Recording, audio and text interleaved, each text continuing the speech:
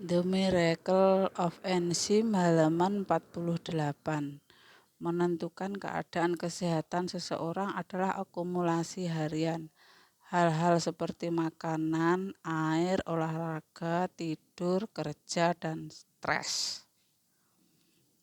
Jika memang ini halnya, pertanyaannya adalah gaya hidup seperti apakah yang harus kita jalani agar dapat hidup panjang dan sehat?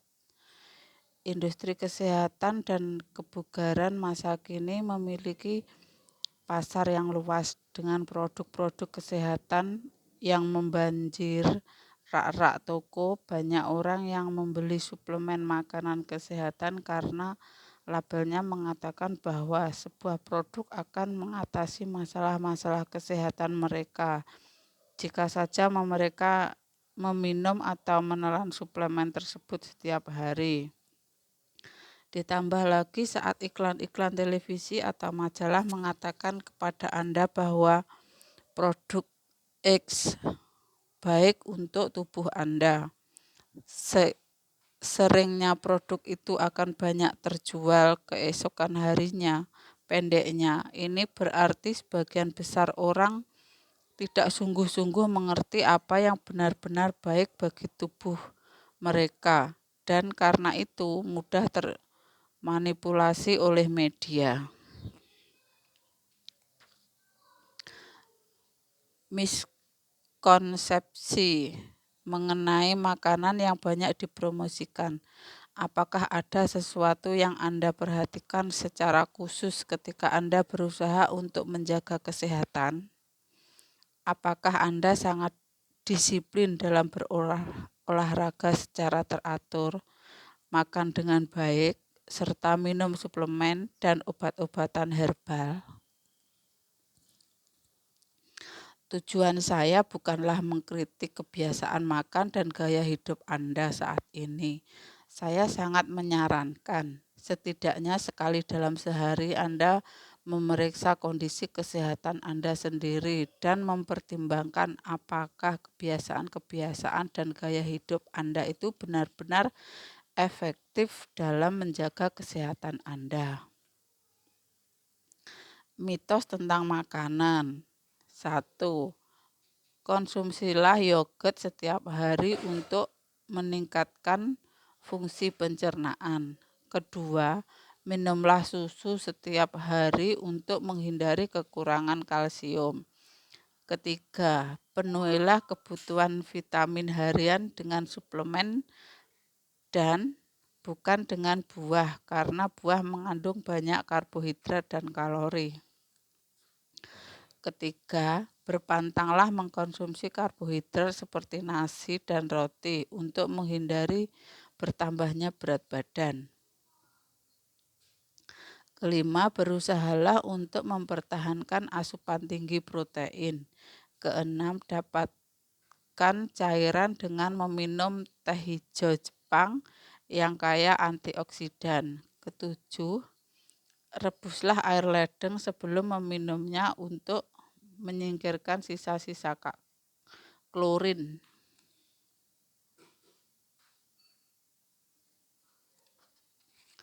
The Miracle of Enzim halaman 50.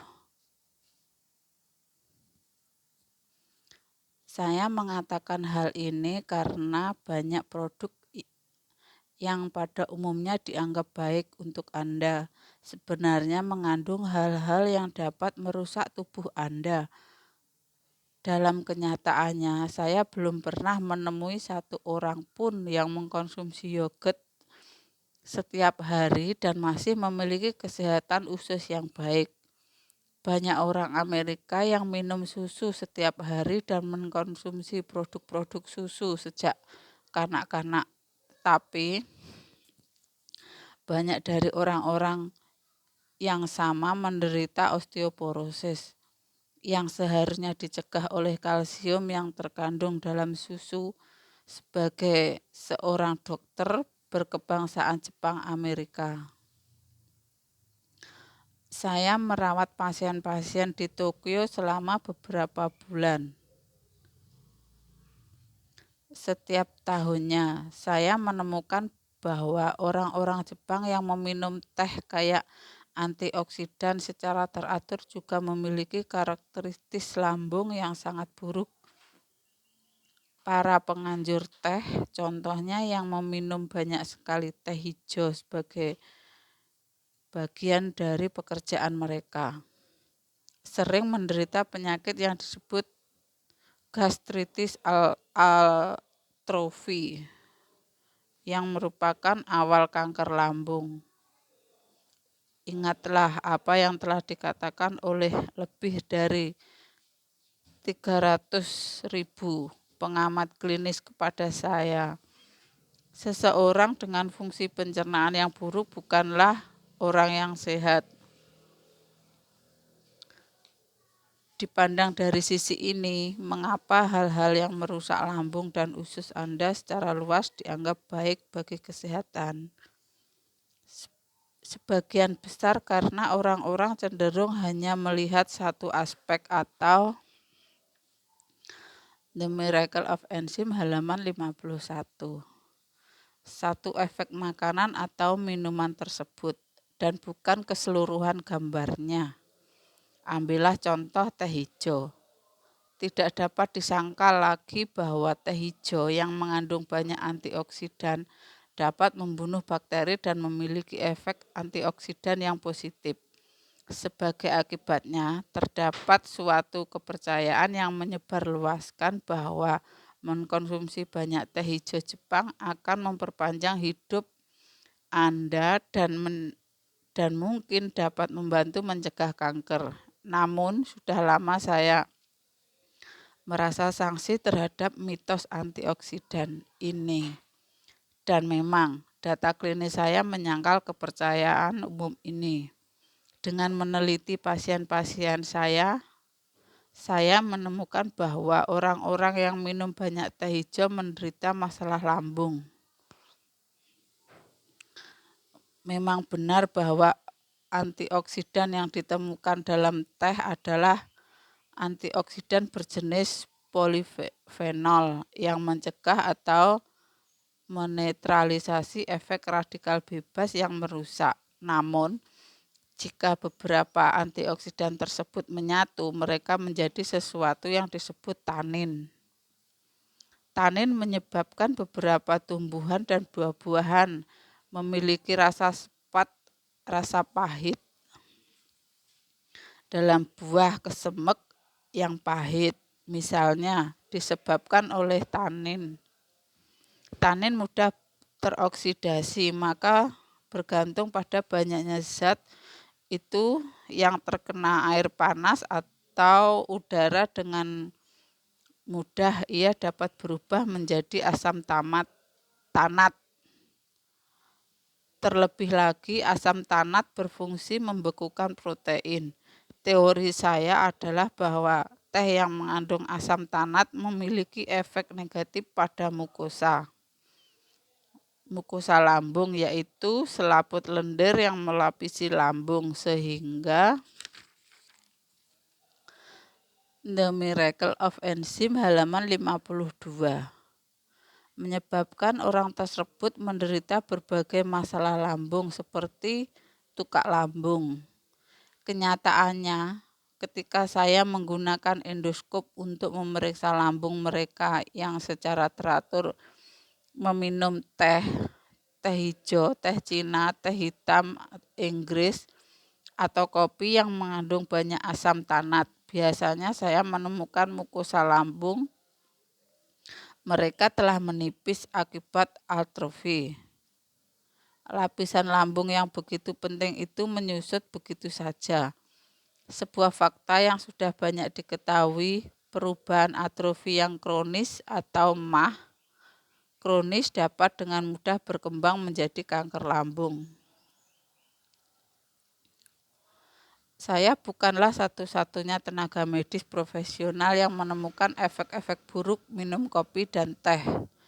Dalam konferensi kanker Jepang pada September tahun 2003, Profesor Miyasuki Kawanishi dari Fakultas Ilmu Kesehatan Universitas Mie MIE mengajukan sebuah laporan yang menyatakan bahwa antioksidan dapat merusak DNA. Terlebih lagi, banyak jenis teh yang dijual di supermarket kini menggunakan zat-zat kimia pertanian dalam proses penanamannya. Jika Anda mempertimbangkan efek asam tanat, sisa-sisa zat kimia pertanian dan kafein digabung menjadi satu. Anda tahu mengapa? Saya sangat menyarankan untuk meminum air putih daripada teh. Namun bagi Anda yang menyukai teh dan tidak dapat berhenti meminumnya, saya menganjurkan Anda menggunakan daun teh yang ditanam secara organik.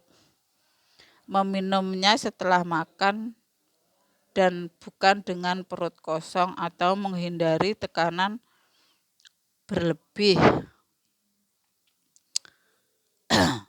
The Miracle of Enzyme halaman 53. Fakta. Yang pertama, tanin adalah beberapa antioksidan berjenis polifenol yang mencegah atau menetralisasi efek radikal bebas yang merusak yang menyatu dan mudah teroksidasi menjadi asam tanat. Asam tanat berfungsi membekukan protein yang berefek negatif pada mukosa lambung. Mukosa lambung orang-orang yang secara teratur minum teh hijau, teh Cina, teh hitam Inggris, atau kopi yang mengandung banyak asam tanat biasanya telah menipis akibat perubahan atrofi. Perubahan atrofi yang kronis atau MAH kronis dapat dengan mudah berkembang menjadi kanker lambung. Jenis teh yang dijual di supermarket kini menggunakan zat-zat kimia pertanian dalam proses penanamannya. Saran, minumlah air putih daripada teh. Gunakan daun teh yang ditanam secara organik. Minumlah teh setelah makan dan bukan dengan perut kosong untuk menghindari tekanan berlebih pada lapisan lambung. Batasi sekitar 2-3 cangkir saja per hari.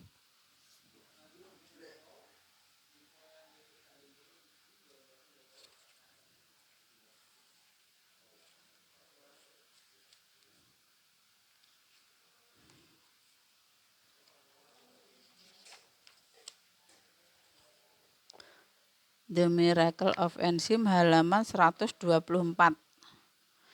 Enzim sensitif terhadap panas. Semakin lama Anda memasak, semakin banyak enzim yang hilang. Di sisi lain, sebagian besar dari kita memang tidak dapat menyantap segalanya mentah-mentah. Oleh karena itu, sangatlah penting mengetahui bagaimana cara memilih makanan yang tepat, bagaimana cara memasaknya, dan bagaimana cara menyantapnya. Silakan terus membaca dan seluruh detailnya akan menjadi jelas. Tubuh akan teroksidasi jika terus menyantap makanan teroksidasi. Makanan segar dianggap baik bagi tubuh karena selain mengandung banyak enzim, mereka tidak teroksidasi. Oksidasi terjadi saat zat berikatan dengan oksigen dan berkarat. Anda mungkin bertanya-tanya bagaimana makanan yang bukan logam dapat berkarat, tetapi setiap harinya kita melihat makanan yang berkarat. Contohnya, saat kita menggoreng sesuatu, minyak yang digunakan kehilangan warnanya dan menjadi lebih hitam. Juga apel dan kentang berubah warna dan menjadi coklat tidak lama setelah dikupas. Semua itu terjadi akibat oksidasi, akibat efek oksigen yang terdapat di udara. Radikal bebas terbentuk saat makanan teroksidasi ini memasuki tubuh.